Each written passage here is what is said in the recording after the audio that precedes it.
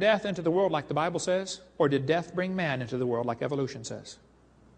They are polar opposite, and one of them is wrong. This textbook says mutations are the original source of variation in populations, shown by the many varieties of roses available. I agree, probably all the roses are mutants from the original rose. I agree with that.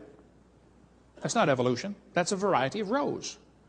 Mutations do not produce any kind of evolution, and anybody that studies biology knows that. Pierre Gross believes in evolution, but he says it doesn't work, folks, it doesn't happen.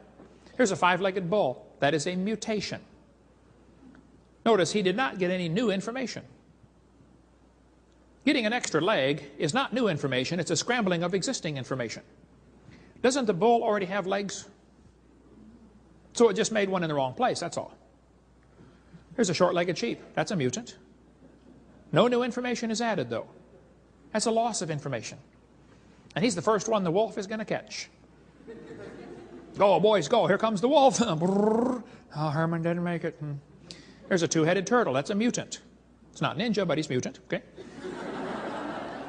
Now he's going to freeze first winter, because nobody makes a double-neck turtleneck sweater. I've never seen one. See, a mutation is scrambling existing information. It's not new information. If you can scramble up the letters to the word Christmas, you can get all sorts of different words. But you're never going to get Xerox, zebra, or queen out of Christmas. The letters aren't available. And scrambling existing gene code will not give you new information. This textbook shows the kids a four-wing fly. Look what it says here now. Normal fruit flies have 2 wings. This mutant has 4. This rare mutation, like most mutations, is harmful. Watch this carefully. It says beneficial mutations are the raw material for natural selection. Excuse me, teacher. Why don't they give an example of a beneficial mutation? Why did they show us a bad one and tell us about the good ones? You see, beneficial mutations are pure imagination. They don't exist in reality. You have to imagine that they happen. Oh, wow, there must have been a bunch of them, too. Oh. Nobody ever shows one. One professor said, I know a beneficial mutation. I said, what is that, sir? He said, people in Africa that get sickle cell anemia are less likely to get malaria. I said, sir, that is brilliant, you know. That's like saying if you cut off your legs, you can't get athlete's foot. And by the way, that's the one they always bring out because that's the only one they've got. Guarantee, you get into discussion on evolution, ask somebody for a beneficial mutation. I guarantee they'll bring that one up right there. That's all they've got. And that's not beneficial. Neither sickle cell nor malaria is beneficial. They say evolution and natural selection go together. Oh yeah. This one says natural selection causes evolution. No, it does not. Natural selection selects. If I said I'm going to select everybody in the room over 12 feet tall to survive, everybody else dies. I don't have anybody to select from, do I? No. Natural selection doesn't create. If I wanted to create a race of people over 12 feet tall, so I kept killing everybody under 12 feet tall, how long would it take to get a race of people 12 feet tall? It's never going to do it. Hello. Now, the average population today probably ranges from, say, 5 feet to 6'6" or something. I probably could create a population of people that are all 6'6", or maybe even 7 foot, you know, by continually killing everybody under a certain point. Sure, you could do that. But you're selecting part of the gene code that already exists. You're not creating anything new. Natural selection is a conservative process. The creationists thought of it first. And it selects, it doesn't create. This guy says, natural selection may have a stabilizing effect, but it does not promote speciation. It is not a creative force. Don't let them tell you it is. Natural selection is selection, not creation. Why they don't see this, I don't know. This textbook says, finches with larger and stronger beaks were better able to open the tough pods, and so they survived. Evolution by natural selection had occurred in just 1 year. That is pure propaganda. It's still a bird, and it reverted right back to the same national average after the famine or the dry spell went by. Part of the population already had the genes for tougher beaks. Natural selection does not lead to evolution. This is a lie. Natural selection selects. I'll show you.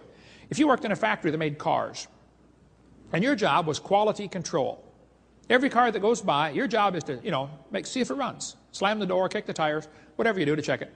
You know, see if it works. If you caught every single mistake, they don't, by the way, but if you did, how long would it take that process to change the car to an airplane? You see, Brother Hovind, you don't understand. Quality control doesn't change it. Oh, I do understand. Natural selection is like quality control. It doesn't create a thing. It makes sure you have a good species, but it won't change it to something else. They tell the kids in school the peppered moth is evidence for evolution. Yes, boys and girls, they counted the moths on the trees. Must have been a government project. And said it was 95% light color and 5% black. Then they tell the kids that the trees turned black from coal-burning factories, and it was only 5% light and 95% black around the factories. The problem is the whole story is a lie. Didn't happen. After 40 years of watching, they found 2 moths on the trees. 2. In 40 years. So they glued dead moths to the tree to take that picture for your kid's textbook. Those are dead moths glued on a tree trunk. It's a lie. The story's a phony. But they still teach it. That's all they've got. I think that page ought to be torn out of the book. They tell the kids in the Tulsa Zoo, yes, this is proof for evolution right here. Proven wrong years ago. There's a good website, Icons of Evolution, or the book Icons of Evolution has a whole lot on it. Peppered moth. See, they talk about survival of the fittest. Well, survival of the fittest does not explain arrival of the fittest. And survival of the fittest, I think, is what's called a tautology, a sentence that means nothing. If you say, Professor, why did it survive? Oh, because it's the fittest, you know, survival of the fittest. Well, how do you know it's the fittest? Because it survived. How else can you tell? Look, folks, if a whale goes through a school of fish and eats 80% of them, it's not survival of the fittest. It's called survival of the luckiest. That's what really happens out there. But some of these people make these good observations and still come to the wrong conclusions. I don't know if you heard the story, but there was a bunch of scientists one day that wanted to see how far a frog could jump. They put the big old frog down there and said, jump, frog, jump. That frog, boing, he jumped 80 inches. Wow. They brought him back, cut off one leg. Said, jump, frog, jump. He only went 70. They brought him back, cut off another leg. Said, jump, frog. He went 60. They brought him back, cut off another leg. Said, jump, frog. He went 50. They brought the frog back, cut off his last leg. Said, jump, frog. You know, they expected he might go maybe 40 based on the data so far. Actual jump was 0. The frog didn't move. They yelled louder, jump, frog. Frog didn't move. They were baffled. They tried the experiment again. New frog. Got the same results every time. So the brilliant scientists got their data together and said, folks, you know what? We can conclude that the frog jumped less as the legs were removed. Hey, you have to give them credit, folks. That is a good observation. Then they said, but we must conclude that a frog with no legs goes deaf. You had a good observation there, fella, but you blew it with your conclusion. That's what they did with the fruit flies, though. They put them flies in the laboratory, and they nuked them and microwaved them and x-rayed them and did all sorts of mean things to those flies, and they got all kinds of mutated flies. They got flies with curled wings. They fly around, bzz, bzz, bzz, bzz, couldn't go anywhere. They got flies with no wings. What do you call that? A crawl? Can't fly. They raised all these mutated flies in the laboratory and said, folks, you know what? All the mutations observed produced flies that were inferior to Grandpa Fly. Hey, that's a good observation. They said, so we must conclude that flies have evolved as far as they can go. Jump, frog, jump. You got a good observation there, but you know, maybe you could conclude that God made them right to begin with, and all you're doing is messing them up in your laboratory. Yeah. This guy says, flies in the north have wings 4% larger than flies in the south. And that proves evolution? Who is dumb enough to care? Then they tell the kids to think critically. Yes, boys and girls, do you think humans are still evolving? What kind of question is that? That's one of those questions like, have you stopped beating your wife yet? Wow, well, let me think.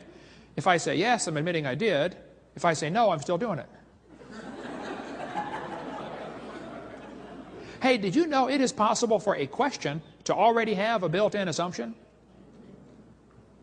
Doesn't their question assume that evolution happened? I would say, teacher, this question